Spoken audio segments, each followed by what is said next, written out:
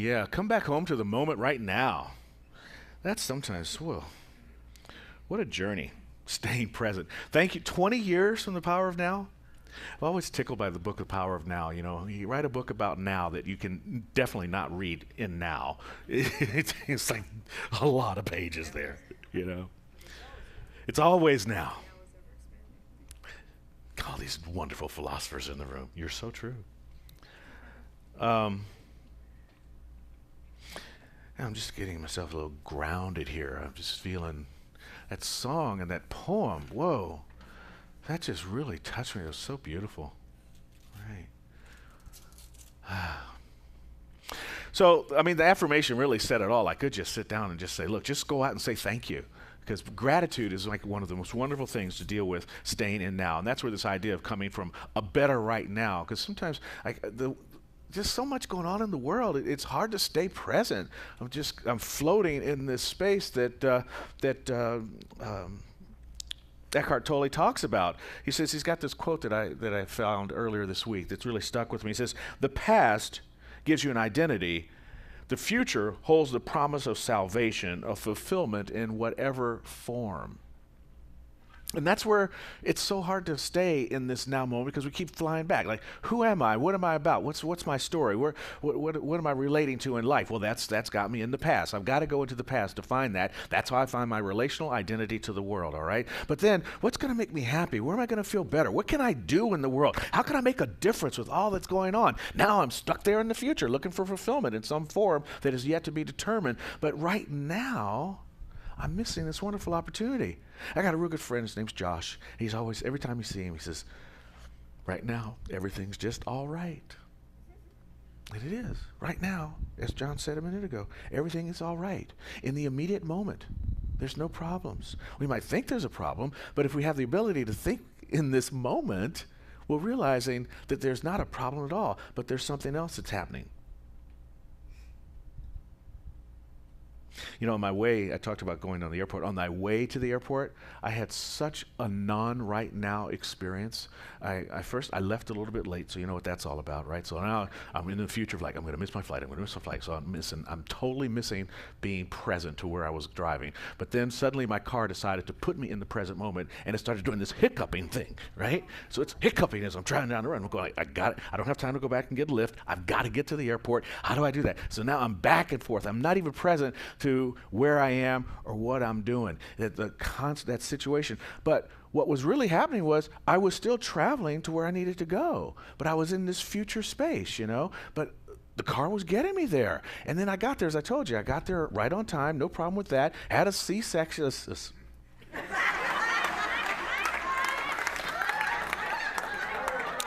I did, and I'm up the day after, and I'm feeling good. Had a C boarding pass. That was a fun moment. All the ladies are totally laughing. The guys are like, what? What's he talking about? Oh.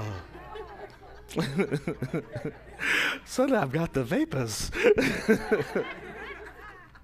But that whole situation took me out of the moment. And what I forgot to do was to be grateful for the fact that the car was still going, to be grateful for the fact that I had this opportunity to go and be of service to a friend, to be grateful for all the things that were happening in that present moment, that my air conditioner was still working, you know, and it's 112 degrees outside, you know, just that there are firefighters taking care of the hill up there, that they created these things called helicopters that can drop water down on it.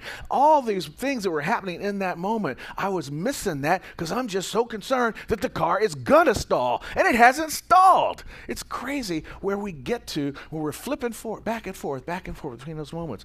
But then I found that there's that joy in just being grateful for what's going on. But there's so much happening all the time. I was thinking about this earlier, how that maybe it's because my brain is really not, I don't know if yours can handle this, then that's great, but my brain just can't handle all the inputs that are going on at the same time. There's just so much happening, right? In fact, that's why eyewitnesses' testimony is so bad, because one person sees the guy in a blue shirt and other guy sees a guy in a red shirt, and really it was a blue shirt with red stripes or whatever, or maybe it was a green shirt and they're colorblind. Who knows? But eyewitness testimony, really bad. And the brain actually doesn't capture everything that's happening right now. What it's capturing is bits and pieces and then rendering the space in between. And that creates our version of reality. I used to do that all the time on the weather. We would draw these weather maps. They had this great little computer, and you draw a little front over here, and then you draw a front over there, and then you hit the button, and you say, render 125 frames. And it would just move the front across the screen, and I pushed the button, and there would be an animation that you would see move smoothly across the screen. But really, it was just 128 frames, traveling at 28 frames per second. That makes your brain think, oh, it's a smooth movement. That's what's happening for us. So often, we're so busy rendering things, we're so busy making up our reality that we forget that the only real thing that's happening is what's happening right now. So what's happening right now? A lot of what's happening right now for me, I don't know about for you, is about being happy. How about it? All in favor of being happy, right? I mean, that's really what life's all about. We're all trying to be happy. That's why I'm worried about whether I'm going to get to the flight, because I think if I get to the flight on time, I'll be happy. They're going to throw me a bag of peanuts and some pretzels and a half a Coke, and I'm going to be really happy. That's crazy, Why would I ever think that's going to make me happy? But that's what's happening. See, and who is that? Tell him to come over here. It's me. Yeah. I wonder if it's my mom. Hold on a minute. This could be really interesting. Oh, it's gone. Yeah, it was the center where my mom was staying. She might have been on FaceTime. Darn. That would have been interesting and fun. I'm grateful for the technology that allows me to see where the call's coming from. That is so fun. Huh? Well, it came from the health center, so if I call back, then I'm going to get the operator, and then I have to go there. Yeah. Now, if it had been her boyfriend Ellsworth, I would have known, and I would have called him back. Absolutely. We should do that sometime and see how she's doing. So,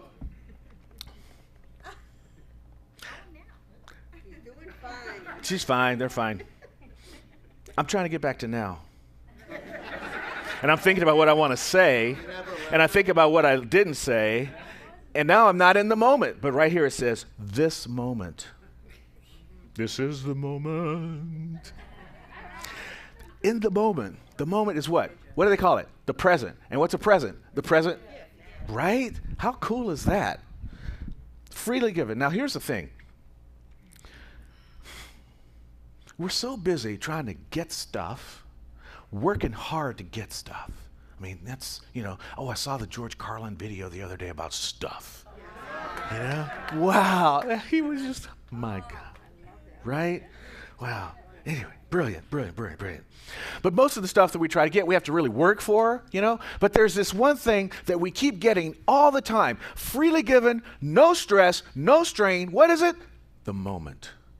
It just comes. Now just keeps coming, as was said a minute ago. It's the eternal thing that we are freely given. It is God's pleasure. Where's that card? God's pleasure to give us the kingdom, right?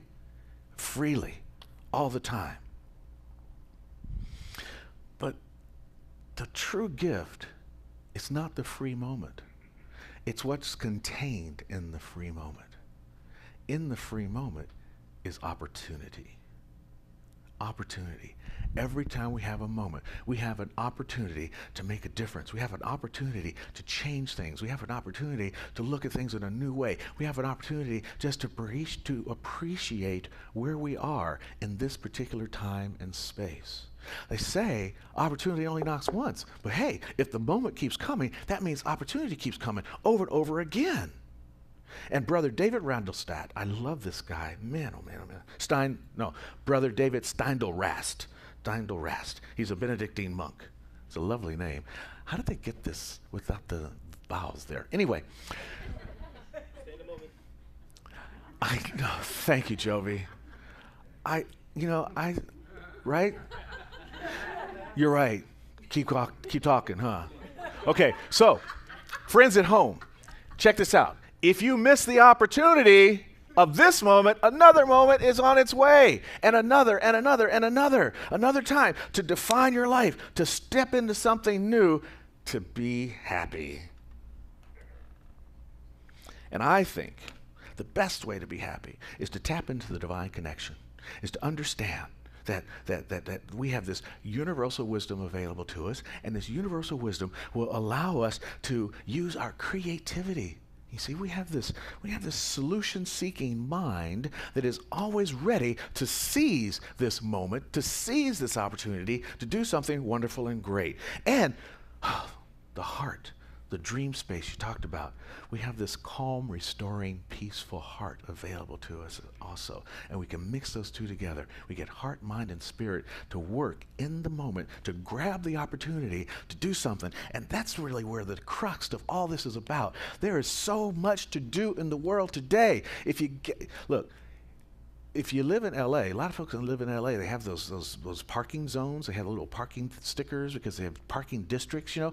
And a lot of us here in Simi, we got parking driveways to park our cars, and there's a lot of space on the sidewalk to park your car. And the malls, particularly in Simi, they're huge parking lots, right? So we don't have to worry about manifesting any more parking spaces.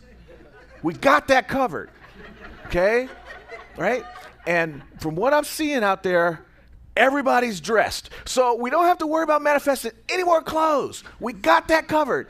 And there's extra seats. We got that covered. We have so much covered. So when we get the moment and the opportunity and we use this creative mind of ours, think about in that moment, what is our opportunity to do something that's not yet covered, that we haven't yet solved?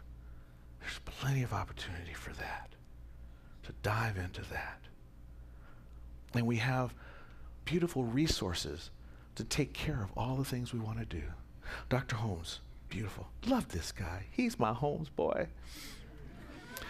When we think of how much we have for which to be thankful, it would seem that every moment should be filled with gratitude. We have so much to be thankful for.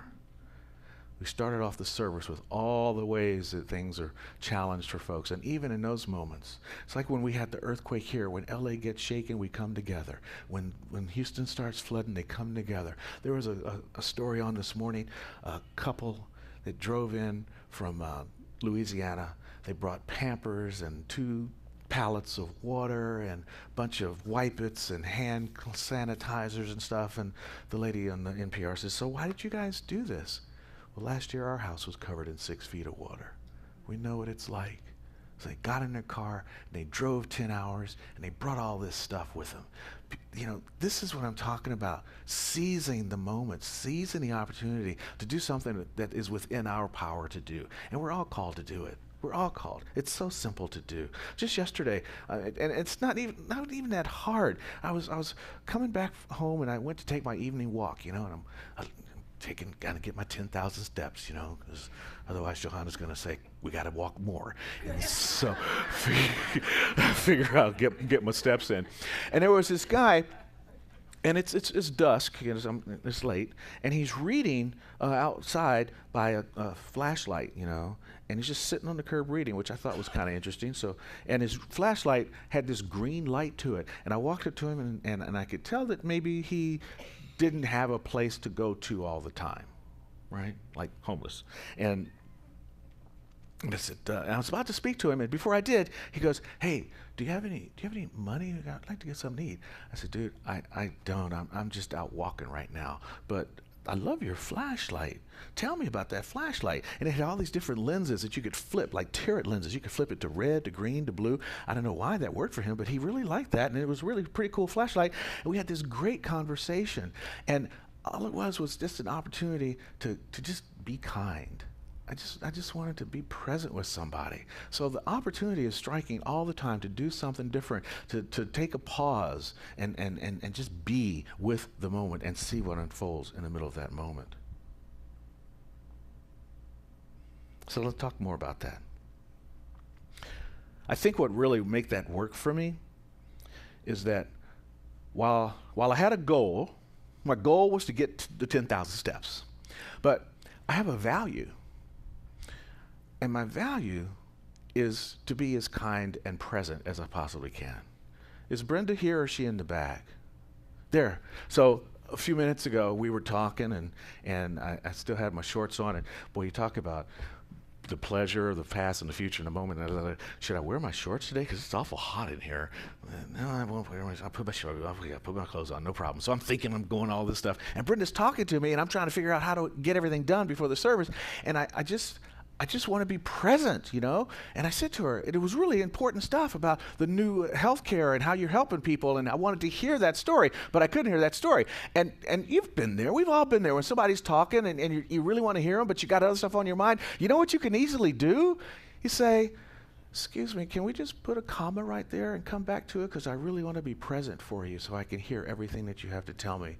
And she was like, sure, no problem. And boom, I was off into my next now moment opportunity. You know, it's always there. It doesn't have to be something big. It doesn't have to be carrying a pallet of food and Pampers into a flood zone. It could just be telling a friend, I want to hear you and I can't hear you right now, so can we talk about this a little bit later? There's all these ways, but it comes from living a life of gratitude that is based in a value of being grateful as opposed to the goal of being grateful. People want to be rich. People want to be successful. But why? If you ask somebody, what does this goal serve in my life? And frequently when you ask a person about wanting to be rich or successful, they'll say, so that I can do wonderful things for people, so that I can travel to exotic places, so that I can eat crazy foods, whatever, so I can sit back and relax. Well, you know what? You don't have to be rich or successful to do that. You can just, you know, if you want to go to exotic places, YouTube is awful good for going to some exotic places. If you want to do leisure things, you don't have to spend money to go to the beach. For $1.75, well, actually a little bit more because you have to take the metro down to downtown. But for a little more, $5 tops, you can go to Santa Monica now. Just get on the train and then downtown, get on Union Station, and it'll take you on the blue line, it'll take you right to the Expo line, and boom, you're right there in Santa Monica, and you're at the beach. Or maybe not that. How about just a beach towel in the backyard? Woo! There's so many ways. Once you know what your value is, what is the value that I'm looking for, and then you don't have to be worried about not necessarily getting to your goals. Because see, when you reach a goal, you know what happens? Another goal pops up. It's just never enough. But check this out. Lovely book by a guy named Russ Harris, and it's called The Happiness Trap. And in it he says this thing about goals doesn't work with values. Not so with a value-focused life, because your values are always available to you, no matter what your circumstance. You know, I didn't have to load up a bunch of clothes and go down to Skid Row and hand them out to experience some kindness yesterday. I just talked to a guy on the street about his funky flashlight. You know, that's how this works, because you have to, once you know your values and embrace your values, you find it easier to get more fulfillment in your life. And it begins with those two words, thank you. Thank you for this moment. Thank you for this opportunity. I know what my values are, and here's what I'm going to do with those values. Here's how I'm going to move forward into my life. Here's how I'm going to help people. Here's how I'm going to do things to feel better.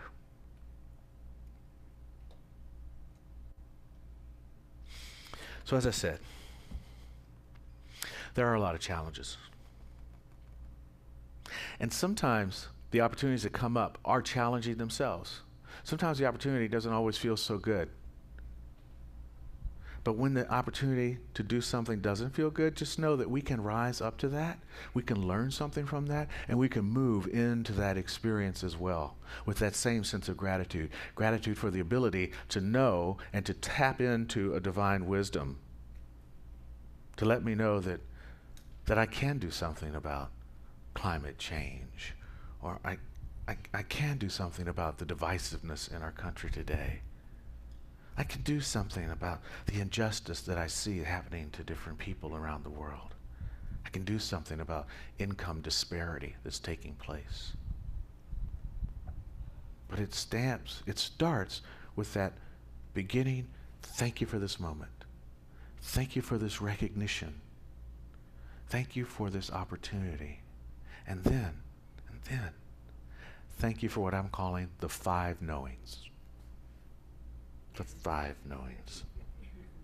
Because you guys are on it. If I do like this 5 knowings, you go, that's 10. No, that's 5 for them and 5 for them.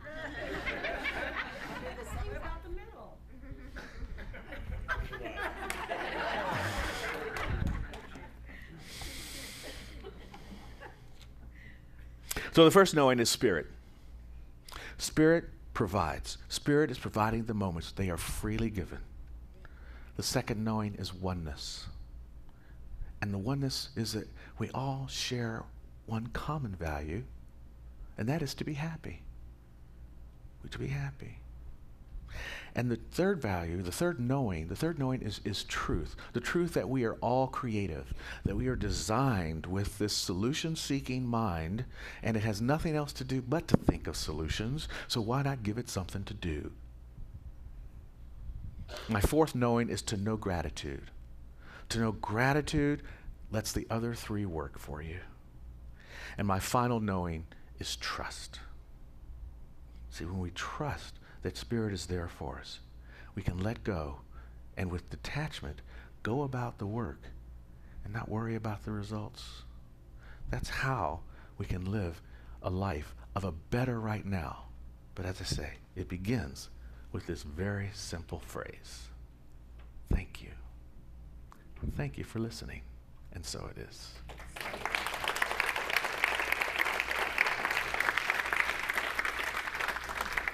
Okay, so we're going to do the affirmation, but when we do, the last part is try it, right? So we're going to practice as good religious scientists. When we finish it, I want you to say something grateful that you feel grateful about, or a thank you to somebody near you, okay? Are you on for that?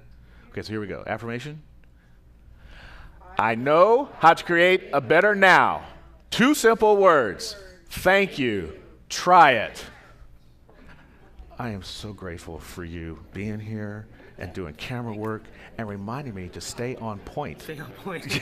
I love you, man.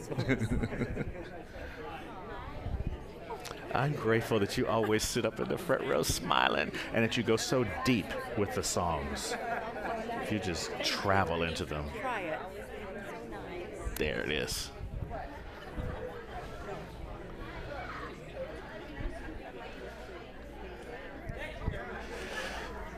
Thank you, Dong.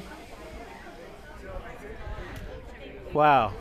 There's a lot of smiling faces in the room. Expressing gratitude feels good, doesn't it? Yeah, it does. Try it all week. See what happens. All right. Let's go into prayer.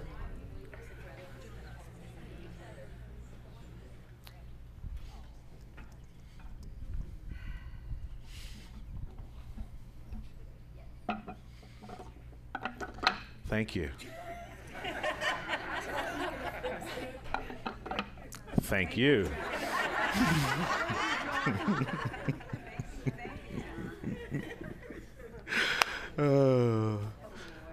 You know, I love beginning prayer with laughter. I know that sometimes the things we pray for are just like ripping at our hearts. But there's this thing about, like I said, everybody wants to be happy. There's this thing about laughter. It it puts oxygen in the brain. I did that just so you'd laugh. But it really does. And then we're all on the same space, right? We're all in this lightness. And Spirit really loves light. I mean, that's why they said, let there be light. Let there be consciousness. Let there be ideas. So we can get light. We light up the ideas. And so we're going to light up the ideas right now and use the spiritual universe to bring the intelligence, to bring things into manifestation that we know are just waiting to be revealed by the intentionality of our words. So at this time, I'd like for all of us to join together. If there's someone in your life, a situation in your life, a name, you want to just call that forth and get that vibration into the room, and then I'll do a collective prayer for everybody. Are we ready? Here we go. Who do we have? Patricia, I know that. Houston, India, North Korea, world leaders, our president, and all of us here. Feeling the unified collective consciousness of the oneness of God right now in this moment. I know that this energy that I'm feeling is really the pulsation of love moving through the room, for love is that ominous, omnipotent, omniscient power available to each and every one of us. And in this moment, I invite us all to drop anything that separates us from the truth of who we really are, divine emanations of spirit. And as we understand that, there is a certain camaraderie that comes along with this understanding, and a congealing of power so that we can move the proverbial mountain. So I'm calling forth right action right now, this moment. I'm calling forth divine wisdom. I'm calling forth perfect outcome in terms of health, finances, living conditions, relationships, employment, our world leaders, the climate, our fellow human beings. There is something taking place, and it's beginning right here at CSL Simi Valley, and it's moving like a wave across the world, and this wave is a wave of love. So I breathe into it. I accept the good. I accept by saying that we are grateful for this moment. We begin the process of a better right now unfolding for every person on this planet. And it begins here, now, this moment, in this opportunity, with a deep sense of gratitude and a faith that knows that this word does not return unto us void. I release this prayer into the law by saying, and so it is. Amen.